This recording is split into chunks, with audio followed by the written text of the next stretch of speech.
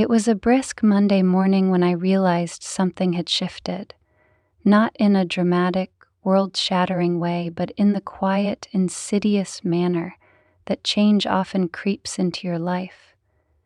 I stared at my reflection in the mirror, adjusting the collar of my blouse, and wondered when I'd started feeling so invisible. 30 years old, married to Derek for 5, yet I could hardly remember the last time we shared more than a cursory glance over the breakfast table. Derek, my husband, was the embodiment of stability. Tall, lean, with sandy blonde hair and an engineer's meticulous precision for everything. He was a man of few words, and those he chose to speak were usually about work. Our conversations revolved around utility bills, grocery lists, and the thermostat settings. The silence between us wasn't loud. It was worse. It was comfortable, predictable, suffocating. I brushed a strand of dark hair behind my ear and sighed. It wasn't that I didn't love Derek. I did. Or at least I thought I did. It was just that our marriage felt like a faded photograph, all the vibrant colors washed out over time. I hadn't voiced these feelings aloud, of course. Derek wasn't one for introspection or heartfelt discussions. I could almost hear his dismissive response if I tried. "You're overthinking, Elise. Everything's fine." But was it? The day began like any other. Derek kissed me lightly on the forehead, his version of affection, and left for work, leaving me alone in our quiet suburban home. I worked remotely as a graphic designer, a job that allowed me plenty of solitude to stew in my thoughts. The hum of the coffee machine, the gentle click of my mouse, and the occasional distant bark from the neighbor's dog were my only companions. It was a routine I'd grown used to, yet lately it felt like a cage. My first encounter with Robert happened at a neighborhood party a few months ago. Our mutual friend Melissa was one of those tireless social butterflies who thrived on hosting elaborate gatherings. Derek hated parties, so I attended alone, secretly grateful for the break from our monotonous routine. Melissa's backyard was a sea of twinkling fairy lights and muted laughter. I clutched a glass of wine, wandering through the clusters of conversations, when I saw him. Robert. He was standing by the grill, a drink in hand, laughing with a small group. There was something about him that immediately drew my attention, his presence, perhaps. At 50, he exuded an air of effortless confidence that younger men could only aspire to. His salt and pepper hair was thick, and his sharp jawline bore the kind of maturity that didn't just demand attention, it commanded it. Our introduction was inevitable. Melissa dragged me over, her face flushed from wine and excitement. Robert, meet Elise. She's married to Derek. You've met him, right?" she said with a wide smile. Robert's eyes locked onto mine as he extended his hand. "I don't think I've had the pleasure," he said, his voice deep and smooth, like honey drizzled over warm toast. I felt a flush creep up my neck as I shook his hand, his grip firm but not overpowering. "Nice to meet you," I replied, my voice steady despite the sudden flutter in my chest. We talked briefly. Small talk, nothing extraordinary, but something in the way he listened made me feel seen. He asked questions, real questions about my work, my interests, and my life in a way that felt genuine. I found myself laughing more in those 15 minutes than I had in weeks. After that night, I didn't think much about Robert, at least not consciously, but when I saw him again at another event a month later, something shifted. This time, Derek was with me, but Robert's attention never wavered.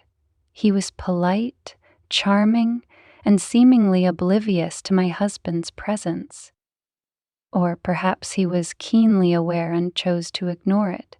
Either way, I couldn't deny the way my pulse quickened whenever his gaze met mine.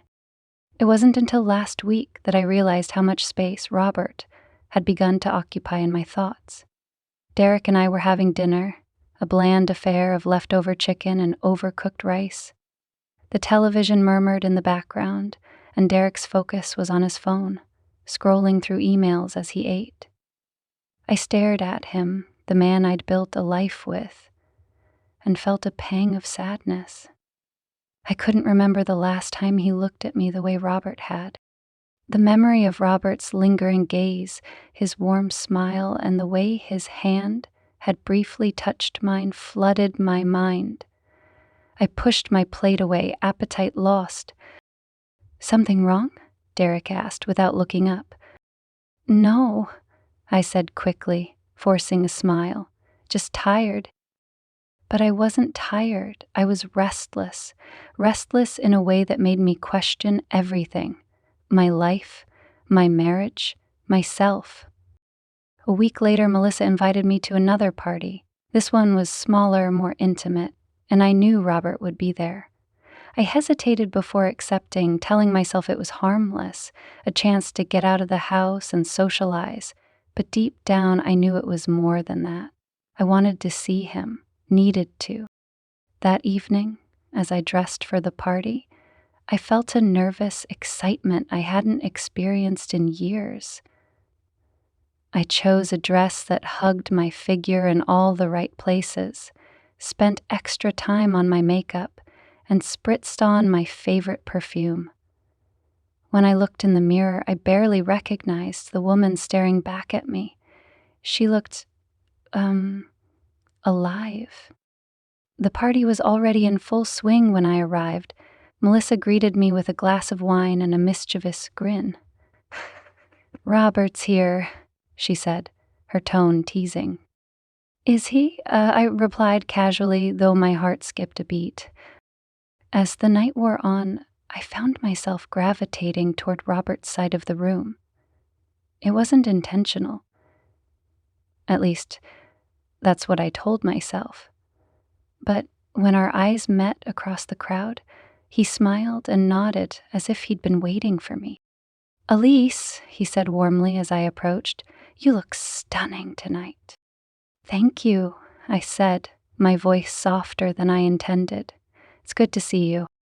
"And you," he replied, his gaze lingering a moment too long. We talked, just the two of us, for what felt like hours. The world around us faded into the background as he shared stories of his travels, his career, and his perspectives on life. He was insightful, witty, and utterly captivating. For the first time in years, I felt alive. As the evening wound down, Robert leaned closer, his voice low.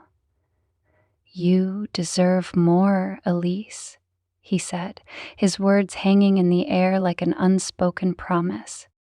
My breath caught in my throat. I wanted to ask him what he meant, to challenge his audacity, but I couldn't, because deep down, I knew he was right. The days following the party felt like a blur, each one tinged with a strange energy that left me restless. My mind replayed Robert's parting words incessantly. "You deserve more." It was a simple statement, but it stirred something inside me that I had buried long ago, a desire to feel wanted, alive, and valued. Derek's routine continued unchanged, oblivious to the turmoil brewing inside me.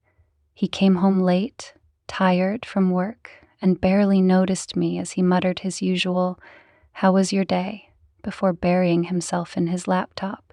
I didn't have the energy to make up an answer anymore. A week after the party, Melissa called me. Her voice carried its usual bubbly excitement, but there was an edge to it that caught my attention. "Hey, Elise, you remember Robert, don't you?" I hesitated, unsure of where this was going. Of course," I replied cautiously. "Well," she said, drawing out the word as though savoring a secret, "he's hosting a little get-together at his place on Friday. He specifically asked me to invite you. He said something about wanting to discuss your work. He's looking for a graphic designer for one of his projects." My heart skipped a beat. I wanted to believe it was purely professional, but something about the way Melissa emphasized his request made it clear there was more to it. Still, I forced myself to sound nonchalant. "That sounds interesting," I said, feigning indifference. "What time?" "7. You'll come, right? I told him you'd be perfect for whatever he's planning." I agreed, more out of curiosity than anything else, though deep down I knew that wasn't the whole truth. As Friday approached, the anticipation built like a slow-burning flame. I told myself it was just an opportunity, a chance to network and expand my horizons. But as I selected my outfit that evening, taking extra care to look polished yet effortless, I couldn't ignore the excitement humming through me. Robert's home was nothing short of breathtaking. Nestled in the heart of an upscale neighborhood, it was the kind of place that oozed elegance and success. The towering glass windows reflected the city lights, and the sound of soft jazz spilled out into the crisp night air as I approached the door. Robert opened it himself, his smile warm and inviting. "Elise," he said, his voice like a velvet embrace, "I'm so glad you could make it." "Thank you for inviting me," I replied, trying to steady my voice. He was dressed impeccably in a tailored navy suit, the faint scent of cedar and spice wafting from him as he stepped aside to let me in. The gathering was smaller than I expected, with only a handful of people milling about the spacious living room. Robert guided me through the introductions, his hand resting lightly on the small of my back as he steered me toward the bar. His touch was brief, but it left a trail of warmth that lingered far longer than it should have. As the evening wore on, I found myself drawn to Robert, our conversations growing more intimate as the crowd thinned. He asked about my work, my aspirations, and my life, his questions probing yet never intrusive. I was struck by how attentive he was, how deeply he seemed to listen. "You're incredibly talented," he said at one point, his eyes locking on to mine. "I've seen your portfolio and it's extraordinary. You have a unique perspective, one that deserves to be recognized." His words were like a balm to my neglected ego, soothing the part of me that had been starved for validation. Derek never talked about my work with such admiration. If anything, he dismissed it as a convenient side hustle rather than a real career. "Thank you," I said softly, feeling a blush creep up my cheeks. "That means a lot." "It's the truth," Robert replied, his gaze unwavering.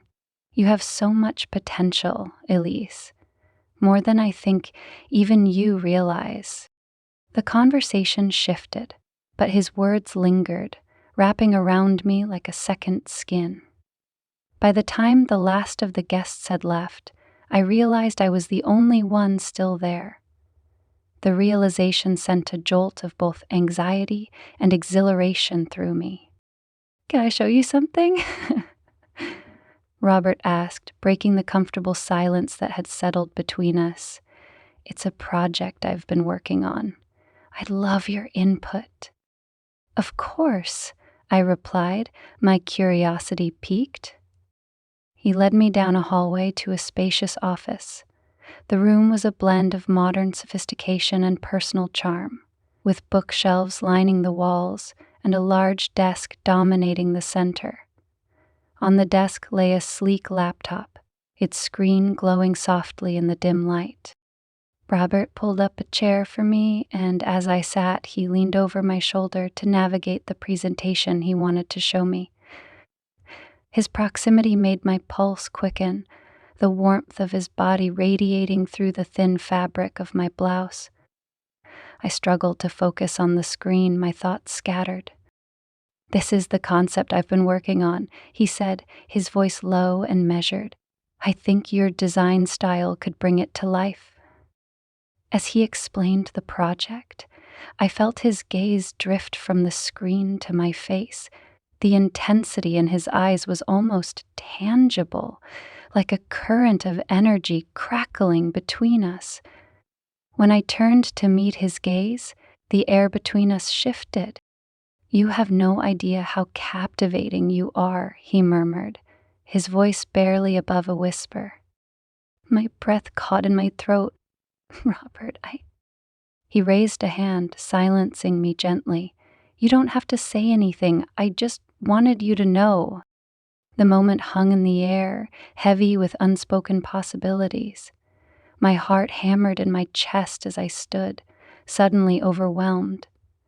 "I should go," I said, my voice trembling. Robert stepped back, giving me space. "Of course. Let me walk you to the door." The drive home was a blur, my mind racing with a whirlwind of emotions. Guilt, exhilaration, confusion, they all tangled together, leaving me breathless. I told myself it was nothing, that Robert's words were harmless, but deep down, I knew they had ignited something in me that I couldn't easily extinguish. As I pulled into the driveway, the glow of the porch light felt almost accusatory. Derek was still awake, sitting on the couch with his laptop balanced on his knees. He glanced up as I walked in, his expression unreadable. "How was the party?" he asked casually, his eyes already drifting back to the screen. "It was fine," I replied, my voice flat. "Just the usual." It wasn't the usual, not even close. And as I lay in bed that night, staring at the ceiling, I knew that something had irrevocably changed. The door to something dangerous had been opened, and I wasn't sure I wanted to close it. The days after the gathering at Robert's house felt like I was walking a tightrope strung precariously between exhilaration and guilt. Every glance at Derek reminded me of the vows we had made, the life we had built, and yet every memory of Robert made my pulse quicken in a way that I hadn't felt in years. I told myself that I wouldn't contact him, that I'd let the strange electric tension dissipate, but Robert didn't let me forget him. 3 days after the party, his name lit up my phone screen. It was a text, short, polite, but charged with unspoken meaning. "I enjoyed our conversation the other night. Would you let me take you to dinner? There's more I'd love to discuss about the project." I stared at the screen for what felt like an eternity.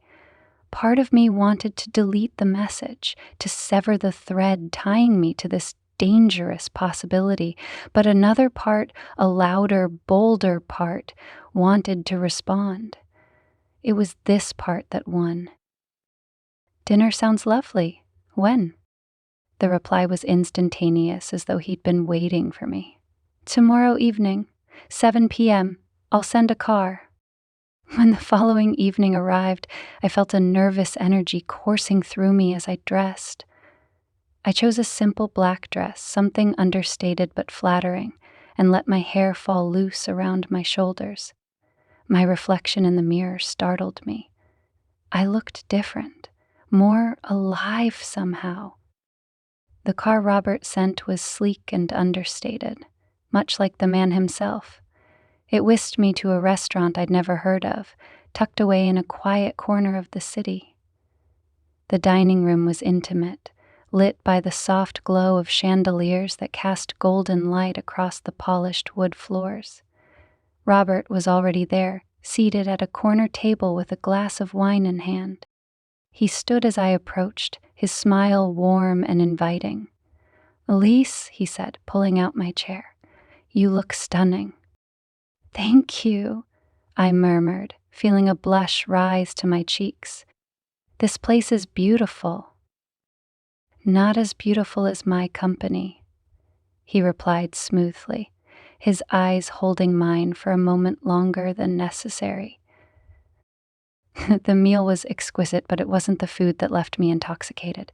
It was the way Robert spoke, the way he looked at me, as though I were the only person in the room. He made me feel interesting, desirable, seen. As dessert was cleared away, Robert leaned forward, his expression serious. Elise, forgive me for being forward, but I can't help feeling that you're unfulfilled. I froze, the air leaving my lungs. What do you mean? There's a light in you, he said, his voice low and deliberate. But it's dimmed. I see flashes of it when you smile, when you talk about your passions, but I don't think your life is allowing you to shine the way you deserve. His words struck a chord deep within me, resonating with truths I had long tried to ignore. I'm fine, I stammered, though the words felt hollow even to me. Robert reached across the table, his hand brushing mine. The contact was brief, but electric, sending a shiver down my spine. You deserve more than fine, he said softly. I pulled my hand back, my heart racing. Robert, I'm married. I know, he said simply, his gaze unwavering, and I respect that. But I also know that life is too short to settle for anything less than happiness. I didn't know how to respond. The truth was, I didn't disagree with him. The ride home was a whirlwind of emotions, guilt, excitement, confusion, all swirling together in a storm that left me breathless. Derek was already asleep when I got home, his steady breathing filling the darkened room. I slipped into bed beside him, my mind still replaying Robert's words. The days that followed were an exercise in restraint. I told myself that I wouldn't see Robert again, that I couldn't let myself be drawn further into the gravitational pull of his charm. But the pull was stronger than my resolve. A week later, he called. His voice was smooth, confident, but tinged with a softness that made my heart ache. Elise, I've been thinking about you. I need to see you again. I wanted to say no, I wanted to be strong, but the words that came out were, when the rendezvous was set for that evening at his home. This time, there was no pretense of discussing a project. As I stood on his doorstep, my heart pounding, I told myself I was here for closure, to make it clear that nothing more could happen between us. Robert answered the door, his presence as magnetic as ever. He led me inside, his hand briefly brushing the small of my back, and I felt the familiar rush of warmth. We sat in his living room, the soft glow of the fireplace casting flickering shadows across the room. I tried to keep the conversation light, but the air between us was heavy with unspoken tension. Elise? Robert said after a long silence, his voice barely above a whisper. You don't have to say anything. I can see it in your eyes. What? I asked, my voice trembling. You feel it too, this connection between us. It's undeniable. I opened my mouth to protest, but the words died on my lips as he leaned closer, his hand gently cupping my face. His eyes searched mine, giving me every chance to pull away, but I didn't.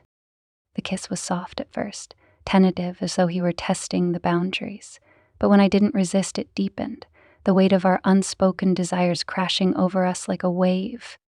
Time seemed to stand still as we surrendered to the pull that had been building between us. His touch was tender, yet insistent, his hands exploring the contours of my body as though memorizing every detail. I felt a heat rise within me, a passion I hadn't known in years. The night passed in a blur of whispered confessions and stolen kisses, each one erasing a little more of the guilt I felt. For the first time in years, I felt alive, desirable, cherished, free. But as the first light of dawn crept through the windows, reality came crashing back. I sat on the edge of Robert's bed, my clothes rumpled and my mind racing.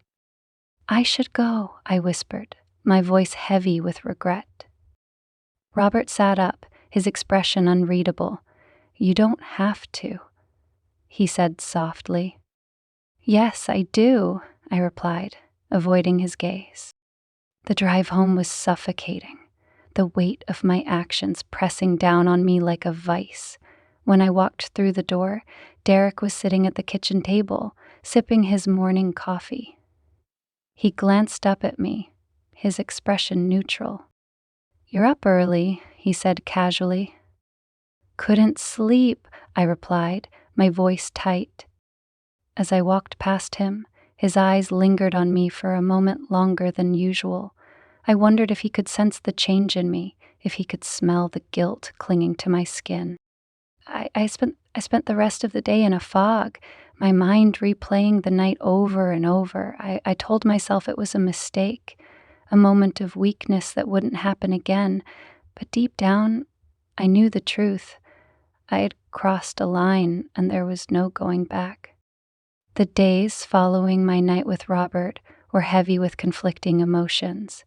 Guilt weighed on me like a second skin, clinging to my every thought, while an insidious thrill simmered just beneath the surface. I had crossed a line that I could never uncross, and yet, when I closed my eyes, all I could think about was him, his voice, his touch, the way he made me feel alive in a way I hadn't felt in years. Derek didn't seem to notice the change in me, or if he did, he didn't care enough to comment. Our interactions had grown even more distant, our conversations reduced to the bare essentials. He'd ask about my day in passing, more out of habit than genuine interest, while his attention remained fixed on his laptop or phone. I wanted to scream at him, to tell him to look at me, to see me, but I knew it wouldn't matter. I wasn't the woman Derek had married anymore. I wasn't even sure who I was. Robert didn't let me wallow in my guilt for long. 3 days after that fateful night, his name appeared on my phone screen. My heart leapt at the sight of it, though I hated myself for the way my pulse quickened. "I can't stop thinking about you. Can I see you tonight?" I stared at the message, my thumb hovering over the screen. I should have said no. I should have deleted the text and blocked his number. But the truth was, I didn't want to. "Yes," I replied, my chest tightening as the word sent. His response came almost immediately, 8 p.m. "I'll be waiting." The hours leading up to our meeting passed in a blur. I barely registered the mundane tasks of my day, my mind consumed by thoughts of him. When the time came, I found myself standing in front of the mirror, scrutinizing every detail of my appearance. My dress was simple yet elegant, a deep shade of blue that accentuated my figure without being too obvious. My makeup was understated, my hair falling in soft waves around my shoulders. I looked different, younger, somehow, alive. The drive to Robert's house was both agonizingly slow and terrifyingly fast. My hands gripped the steering wheel tightly as I replayed every possible scenario in my mind. What if this was a mistake? What if Derek found out? But the thought of Robert, his touch, his smile, the way he made me feel like the most desirable woman in the world, overpowered my fear. When I arrived, the sight of his house sent a thrill through me. It was as I remembered it. Sleek, modern, and elegant, its warm light spilling out onto the quiet street. My heart pounded as I walked up the path to the front door, my heels clicking softly against the stone. Before I could knock, the door opened, and there he was.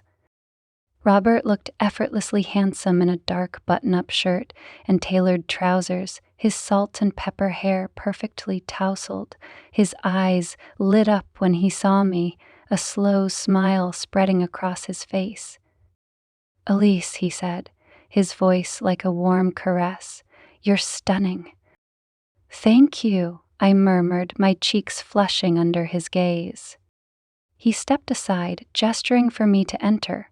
The air inside was warm and inviting, the faint scent of cedar mingling with the rich aroma of wine. Candles flickered on the mantel, their soft glow casting the room in a golden light. It felt intimate, almost too intimate, and I hesitated for a moment, my nerves threatening to get the better of me. Robert seemed to sense my unease. He stepped closer, his hand resting lightly on the small of my back. "Relax," he murmured, his breath brushing against my ear. "You're safe here."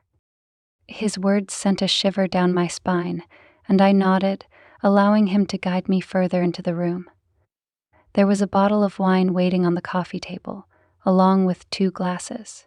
Robert poured a glass for each of us, his movements unhurried and deliberate.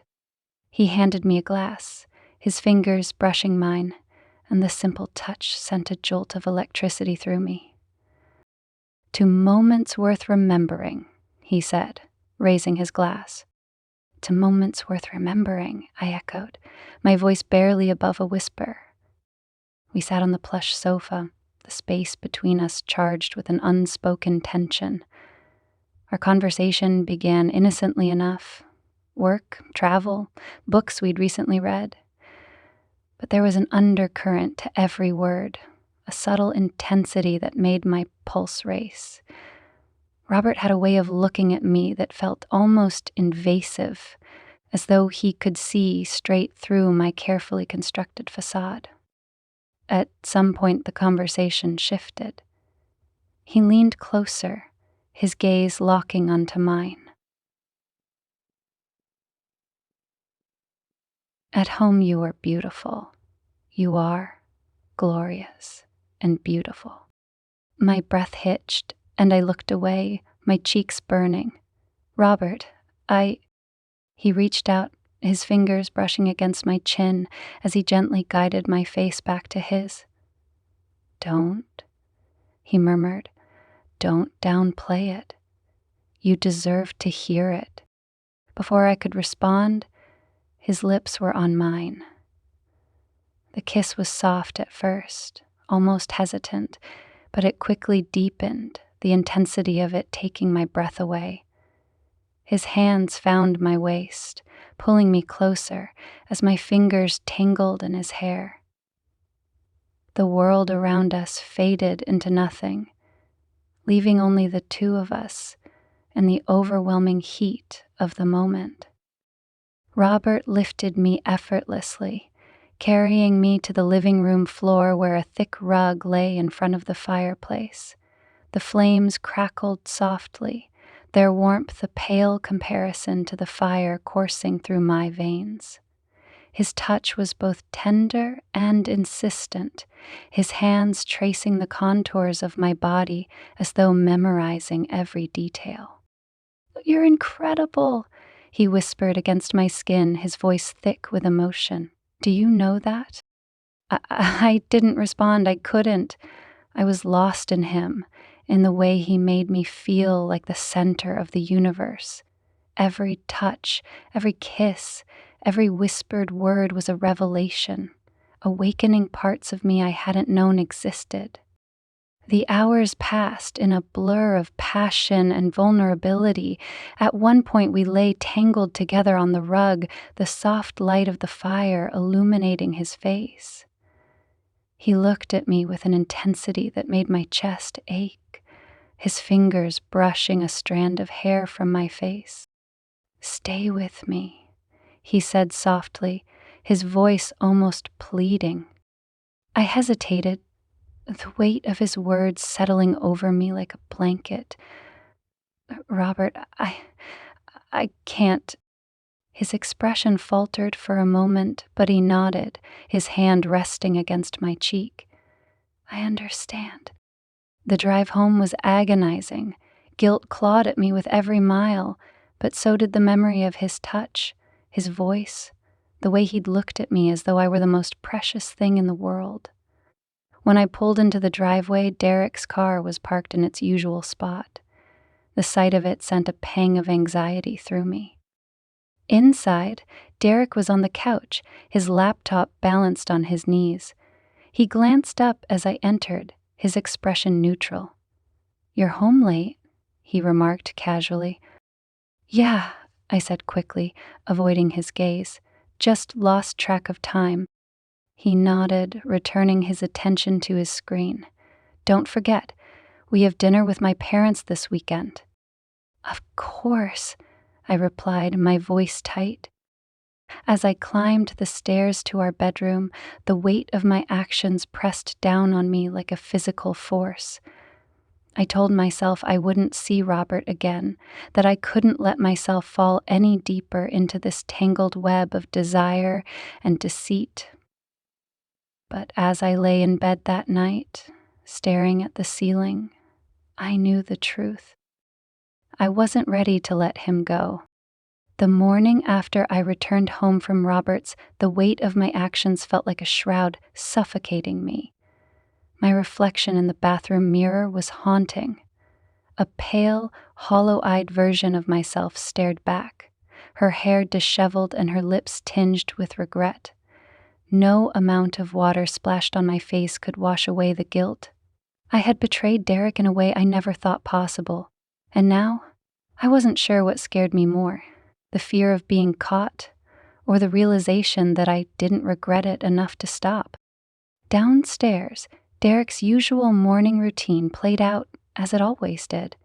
The clink of his coffee mug, the hum of his laptop, and the occasional scrape of his spoon against his cereal bowl, all familiar, all strangely distant. As I entered the kitchen, he glanced up briefly. "Morning," he said flatly, his eyes darting back to his screen. "Morning," I replied, my voice barely above a whisper. I poured myself a cup of coffee, the silence between us heavier than ever. Derek didn't press me about where I had been last night or why I hadn't come to bed.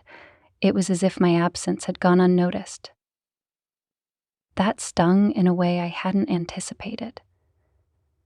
I wasn't sure if I wanted him to ask because I needed an excuse to confess or because I wanted him to care enough to notice.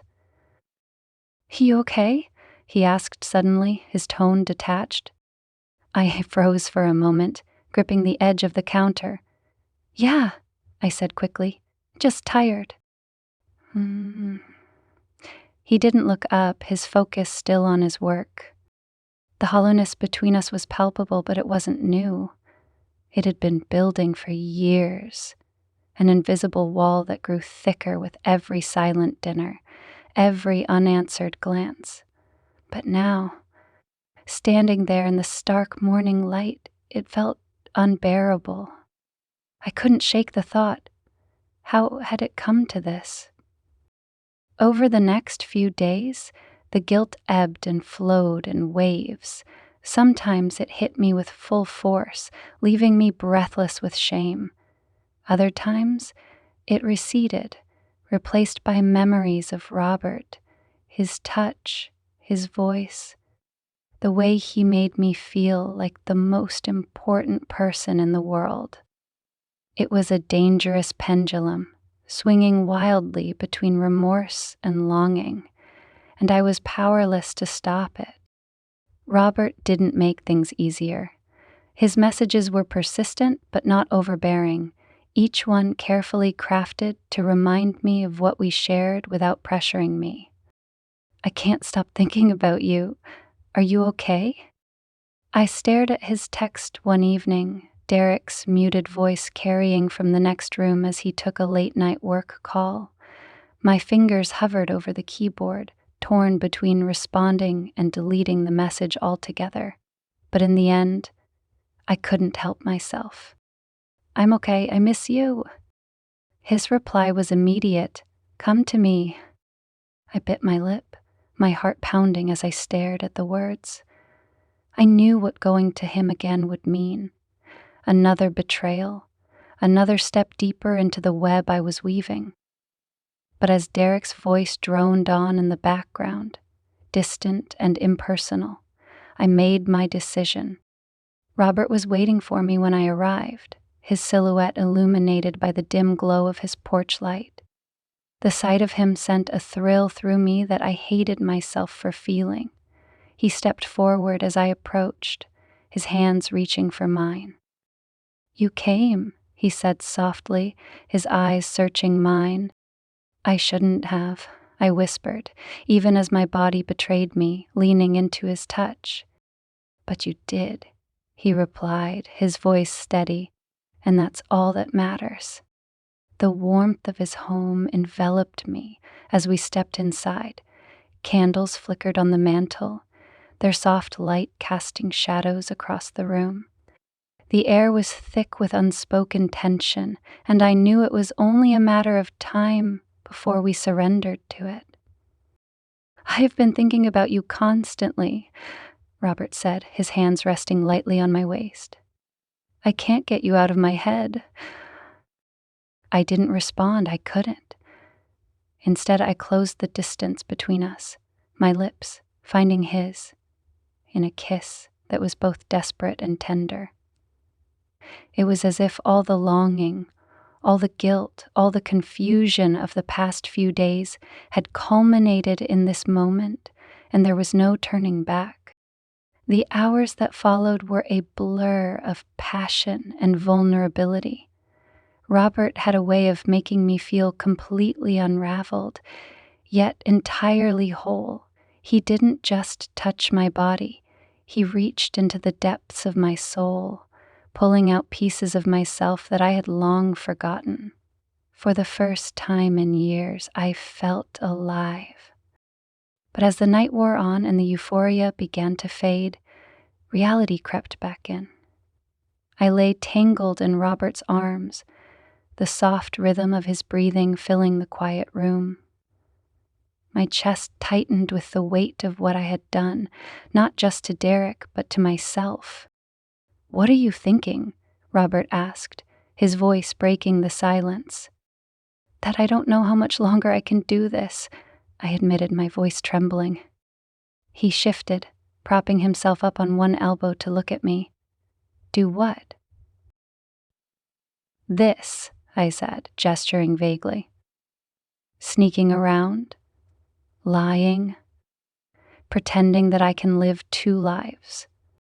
Robert's brow furrowed, his expression pained.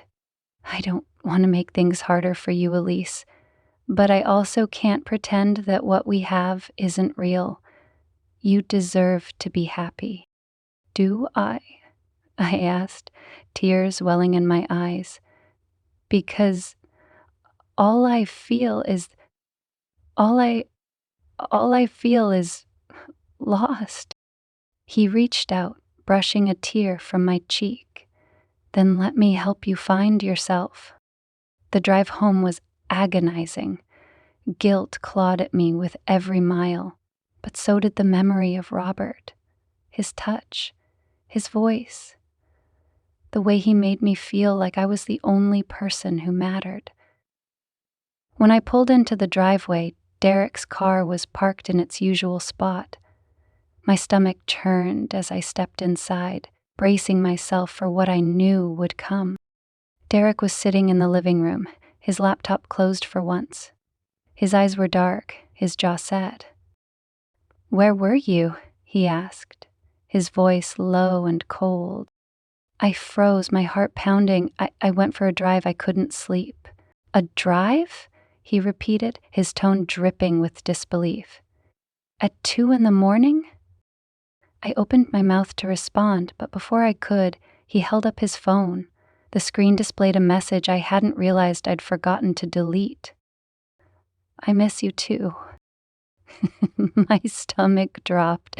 "Derek, I..." "Don't," he snapped, his voice rising. "Don't insult me by lying. I'm not stupid, Elise. Tears spilled down my cheeks as I stood frozen, unable to deny what he already knew. I'm sorry, I whispered. I didn't mean. You didn't mean to. You. What? He interrupted, his voice shaking with anger. You didn't mean to betray me? To throw away our marriage? What the hell does that even mean? I was lonely, I said, my voice breaking. You never. Don't you dare put this on me, he said, his eyes blazing. I've been working my ass off to give us a good life, and this is how you repay me? The argument spiraled, every word cutting deeper than the last. By the time it was over, Derek was packing a bag, his movements sharp and purposeful. He didn't yell as he left. He didn't need to. The sound of the door slamming behind him was loud enough to shatter what little remained of my composure. I collapsed onto the couch, my body racked with sobs. The house felt impossibly empty, the silence pressing down on me like a physical weight. I had destroyed everything, my marriage, my stability, my sense of self, and for what? A fleeting moment of passion, a desperate attempt to feel alive. Robert called later that day, his voice filled with concern. What happened? Are you okay? No, I said, my voice hollow. Derek knows. There was a long pause on the other end of the line. Do you want me to come over? No, I said quickly. I need time to think. Robert didn't argue, but the pain in his voice was unmistakable. As I hung up, I realized that I was standing at a crossroads. One path led back to Derek, to a life of stability and routine, if he would even have me. The other led to Robert, to passion and uncertainty, but neither option felt like the answer. For the first time, I considered the possibility that I needed to stop choosing between them and start choosing myself. I stared at the darkened screen of my phone long after Robert hung up, his words echoing in my mind. Do you want me to come over? He'd meant it as reassurance, but the suggestion filled me with dread. For the first time, I felt the weight of what I'd done to not just one life, but two. I had plunged Derek into a storm of betrayal and anger, but I had also drawn Robert into a situation far more complicated than either of us had anticipated. I stood and paced the living room, the stillness of the house almost unbearable. Derek's absence left a void, but it was more than that. It was the eerie knowledge that something fundamental in my life had shifted. Nothing would ever go back to the way it was, not with Derek, not with Robert, not with me. I decided to call Melissa, my best friend, the only person who might understand. She'd always been my confidant, though I'd kept my relationship with Robert a secret, even from her. As the phone rang, I paced the kitchen, chewing on my lip. She picked up on the third ring. Elise, what's going on? You sound off. Can we meet? I asked, my voice trembling. I really need to talk to someone. Melissa hesitated, her tone softening. Of course. Come over. I grabbed my keys and headed out, my chest tightening with every passing mile. Melissa's home had always been my sanctuary, a place where I could unload my burdens and leave them behind. But tonight, as I parked in her driveway, I wasn't sure if I would leave lighter or more broken. She greeted me at the door in her usual Melissa way, bright smile, open arms, and an air of warmth that instantly made me crumble. Come in, she said gently, guiding me to the couch. What's wrong? I hesitated, staring at my hands as I twisted them in my lap. It's Derek, I began. He knows. Melissa's eyes widened. Knows what? I swallowed hard, my throat tightening. That I've been seeing someone else. The words hung in the air, heavy and final. Melissa's expression shifted, the warmth in her eyes replaced by something I couldn't quite place. She leaned back, crossing her arms over her chest. "Is it Robert?" she asked, her voice quiet but firm. The shock on my face must have been answer enough. "How did you—" "Elise," she interrupted, her tone sharper now, "do you think I wouldn't notice? The way you talk about him, the way your face lights up when he walks into a room, you've been practically screaming it." I felt a rush of panic. "Oh, Melissa, I didn't mean for it to happen. You didn't mean for it to happen," she echoed, her voice dripping with sarcasm. "That's your excuse?" Her words cut deeper than I expected. "I didn't tell you to be judged," I snapped, my voice rising. "I came here because I needed someone to talk to. And I'm trying to help you," she shot back. "But you have to face the reality of what you've done. Derek is devastated, isn't he?" I nodded, tears spilling over. "He left." "And Robert? Does he think this is going to work? That you'll just run off into the sunset together?" I hesitated, my chest tightening. "I don't know. I haven't thought that far ahead." Melissa sighed, her shoulders slumping. "Elise, I love you, but you need to hear this. You've made a mess of everything, and if you don't figure out what you want, you're going to lose both of them. Maybe that's what you need, a clean slate." Her words hung in the air, each one a blow to my already fragile resolve. I wanted to argue, to defend myself, but deep down I knew she was right. Then, just as I opened my mouth to respond, Melissa's phone buzzed on the coffee table. She glanced at the screen, her eyes narrowing. "Hang on," she muttered, picking it up. Her expression shifted as she read the message, her lips pressing into a thin line. "What is it?" I asked, suddenly uneasy. "It's Derek," she said slowly, her tone guarded. My stomach dropped. "Derek? Why is he texting you?" Melissa hesitated, her fingers tightening around the phone. "Lise, there's something you need to know." A cold wave of dread washed over me. "What are you talking about?" She set the phone down and looked at me, her expression filled with guilt. "Derek's been confiding in me. For months." My heart stopped. "Confiding in you? About what?" "About your marriage, about how distant you've been. He was worried, Elise. And I told him to keep trying, to fight for you." Her words hit me like a physical blow.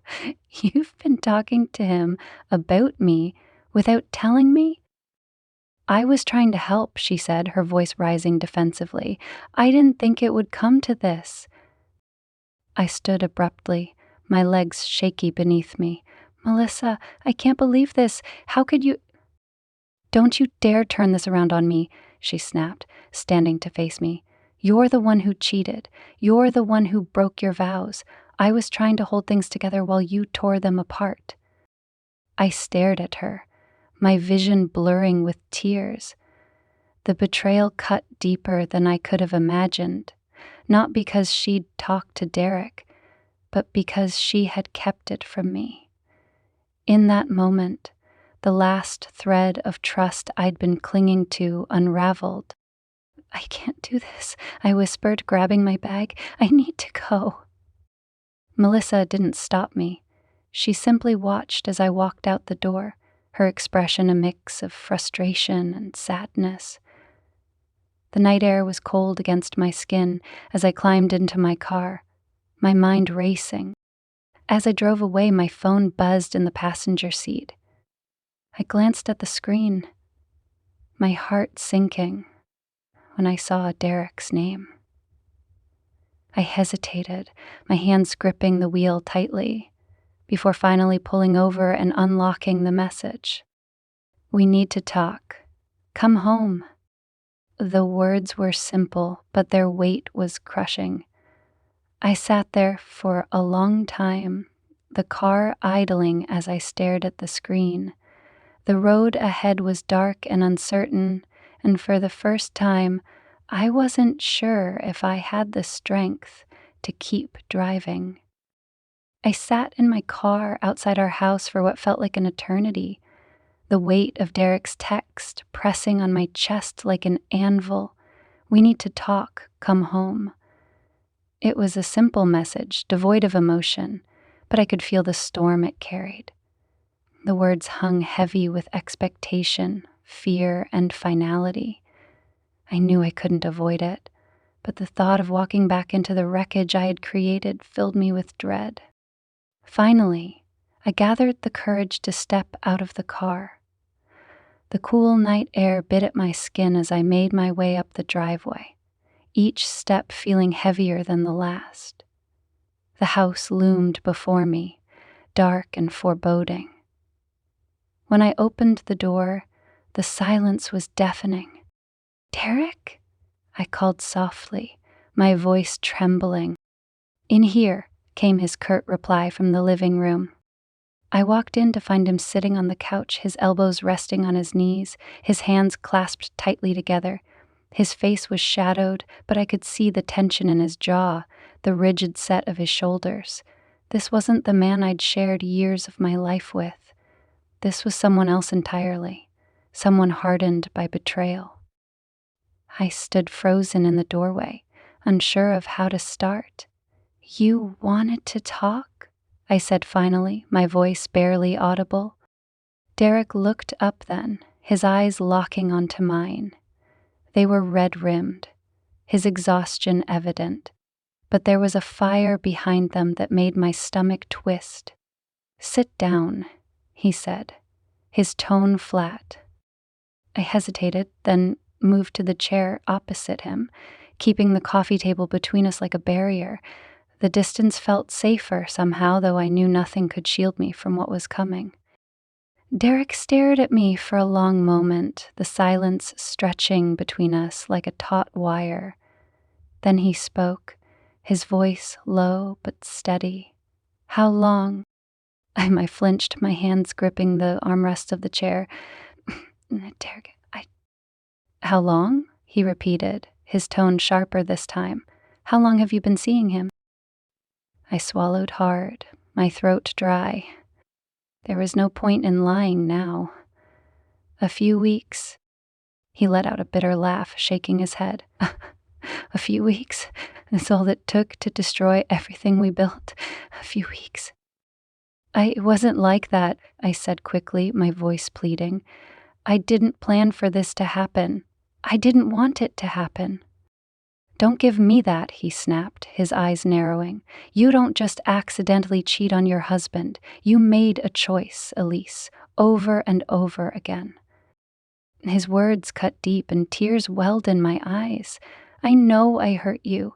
I know I broke your trust. But things between us, they haven't been right for a long time." "That's your excuse?" he said, his voice rising. "That I wasn't giving you enough attention? That I was too busy working to notice you were pulling away? I was doing everything I could to build a life for us, Elise. And this is how you repay me?" I felt invisible. I blurted out, my voice cracking. "Like I didn't matter to you anymore. Like I was just part of the furniture." Derek stared at me, his expression unreadable. "And Robert? Did he make you feel seen?" I froze, the sound of Robert's name on Derek's lips sending a shiver down my spine. He'd never mentioned him before, not directly. I nodded slowly, unable to meet his gaze. "Yes." The room fell silent again, the weight of my admission hanging between us. Derek leaned back, rubbing his hands over his face. When he finally spoke, his voice was quieter, almost defeated. Do you love him? The question hit me like a punch to the gut. I opened my mouth, then closed it again, struggling to find the words. Did I love Robert? Or did I just love the way he made me feel? I don't know, I said finally, my voice barely a whisper. I don't know what I feel. Derek let out a humorless laugh, his hands dropping to his lap. Well, that makes two of us. He stood abruptly, pacing the room as he ran a hand through his hair.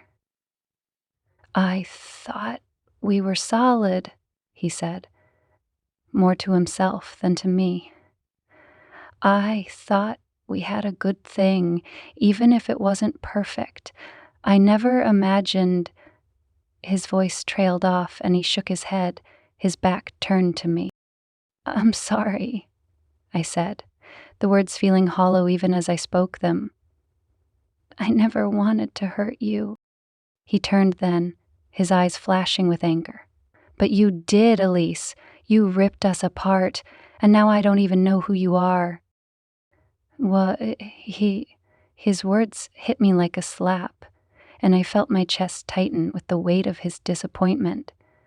I'm still me, I said weakly. I got lost. Derek laughed again, a bitter, hollow sound. Lost, that's a nice way of putting it. He stopped pacing and looked at me, his expression hard. So what now? Are you leaving me for him? The question hung in the air like a grenade, its implications ready to explode. I hadn't let myself think that far ahead. My affair with Robert had been a whirlwind, an escape, but it had never felt real in the way my life with Derek did.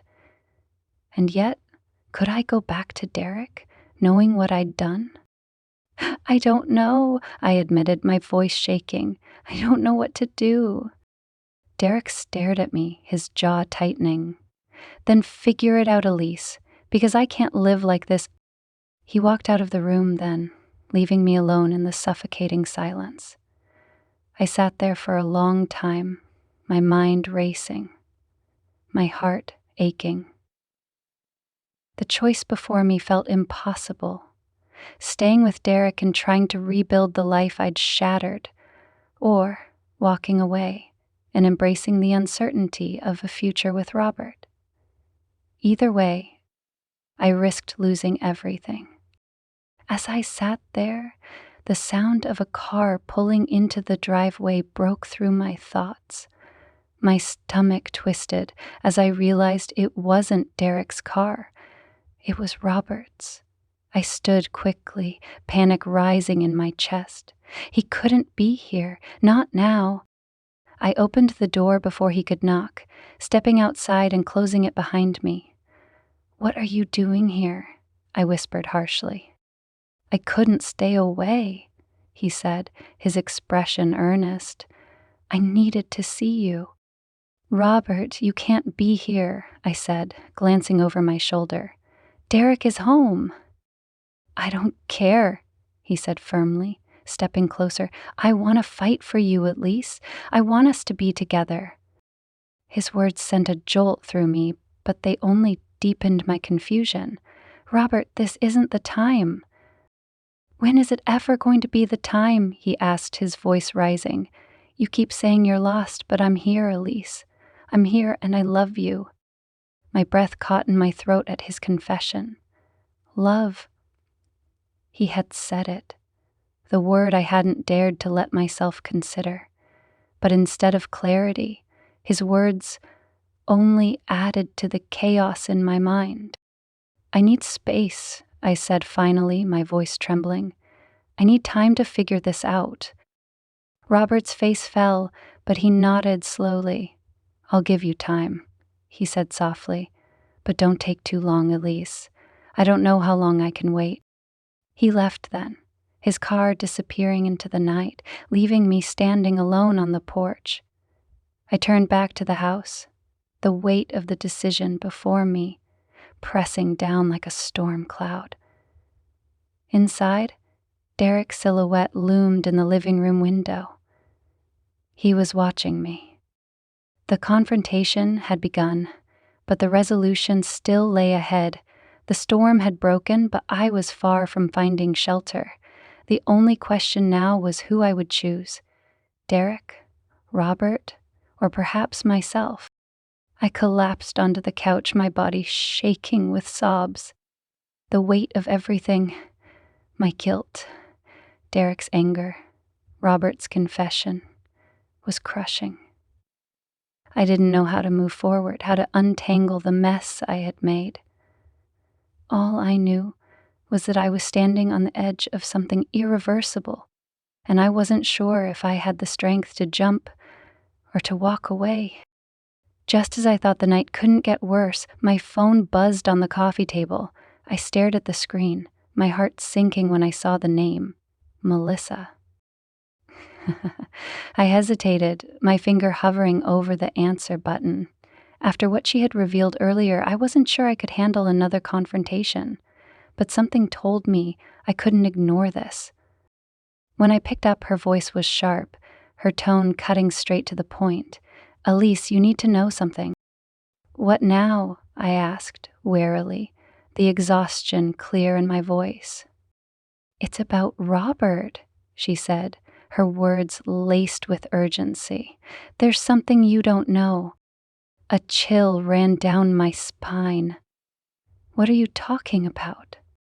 There was a pause, and when she spoke again, her voice was quieter. "I didn't want to tell you this, but Robert came to me before he came to you." My blood ran cold. "What?"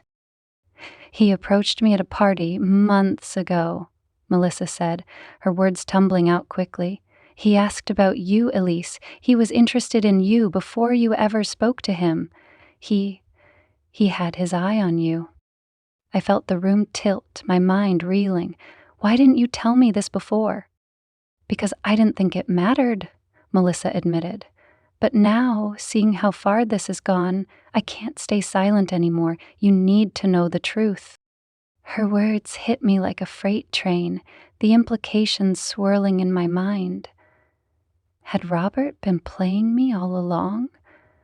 Was I just another conquest to him? Another notch in his belt? Or was his interest genuine, despite the circumstances? "Why would he do that?" I whispered, more to myself than to Melissa. "I don't know," she said softly, "but you need to figure it out, Elise, before it's too late." I hung up the phone, my mind spinning with questions I didn't know how to answer. The storm inside me was growing, the lines between love, betrayal, and manipulation blurring beyond recognition. And as I sat there in the suffocating silence, one thing became clear.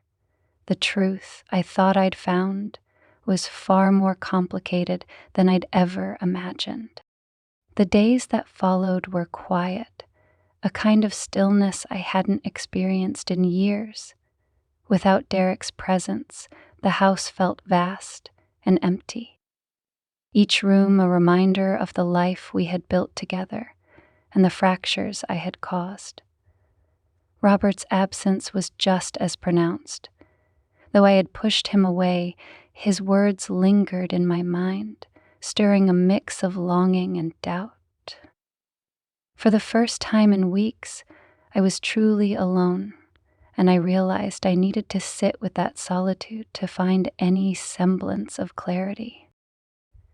I spent those days reflecting on the choices I had made and the person I had become. It was painful, unearthing truths I had buried beneath layers of excuses and distractions. The truth was, I hadn't just betrayed Derek or entangled myself with Robert. I had betrayed myself. I had allowed my unhappiness to fester until it consumed me, pulling me into a spiral of bad decisions and impulsive actions. One morning, as I sat at the kitchen table nursing a cup of coffee, my phone buzzed. It was a text from Derek. My heart clenched as I read it. "I'll be by this evening to pick up some things. Let me know if you'll be home. I stared at the message for a long moment before typing a reply. Um, I'll be here. Uh, the hours until his arrival passed in a haze of nervous anticipation. I didn't know what I would say to him or how he would react, but I knew I couldn't avoid the confrontation any longer. When his car finally pulled into the driveway, my stomach twisted into knots. Derek stepped inside, his movements tense and deliberate. He looked at me briefly before shifting his gaze away, the awkwardness between us palpable. "Hi," I said softly. "Hi," he replied, his tone curt. He moved past me toward the bedroom, and I followed, unable to let him go without saying something. "Derek," I said, my voice trembling, "can we talk?" He paused in the doorway, his shoulders stiff. What's there to talk about, Elise? You made your choice." "I don't know if I did," I admitted, tears welling in my eyes. "I've been lost, Derek, for a long time, and I didn't know how to tell you." He turned to face me, his expression a mix of anger and sadness. "So you turned to him instead? Do you have any idea how that feels? To know that the person I trusted most went to someone else for comfort." "I'm sorry," I said, my voice breaking. "I know that doesn't fix anything, but I am. I never wanted to hurt you." Derek sighed, his shoulders sagging. "I don't know if sorry is enough, Elise. I don't even know if we can fix this." "I don't either," I said honestly. "But I want to try. I want to figure out who we are, together or apart. I need to stop running from things." He studied me for a long moment, his expression unreadable. Finally, he nodded. "I need time, Elise. Time to figure out if I can forgive you. Time to figure out if I even want to." "I understand," I said, my chest tightening. He moved past me then, collecting a few of his belongings before heading toward the door. As he turned to leave, he hesitated, looking back at me. "Take care of yourself, Elise."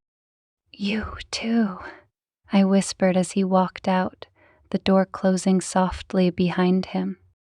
That evening, I found myself staring at my phone, Robert's name at the top of my messages. I hadn't heard from him since I asked for space, and part of me wondered if he had given up. But as I sat there, my fingers hovering over the screen, I realized I couldn't contact him. Not yet. Whatever was between us, whatever future we might have, had to wait until I found solid ground behind me. In the weeks that followed, I focused on myself in a way I hadn't in years. I went back to therapy, a step I had been avoiding for far too long. I threw myself into my work, rediscovering the passion I had once had for design, and slowly, piece by piece, I began to rebuild my sense of self. Derek remained distant, his absence a constant reminder of the damage I had done. But I didn't push him. I knew he needed time, just as I did, and I respected his decision to take it. Robert, too, stayed away, honoring my request for space. It was strange, being without either of them, but it was also necessary. One day, weeks later, I received a call from Derek. My heart raced as I answered, unsure of what to expect. "Hi," he said, his voice softer than it had been in our last conversation. "Can we meet? I think we need to talk." "Of course," I said quickly, my chest tightening. We met at a small cafe, the neutral setting easing some of the tension between us. Derek looked better than he had the last time I saw him, more rested, more at peace. I wondered if he saw the same changes in me. "I've been doing a lot of thinking," he began. his hands wrapped around his coffee mug. About us. About what happened. And? I asked, my voice trembling. And I think we both made mistakes, he said. Big ones.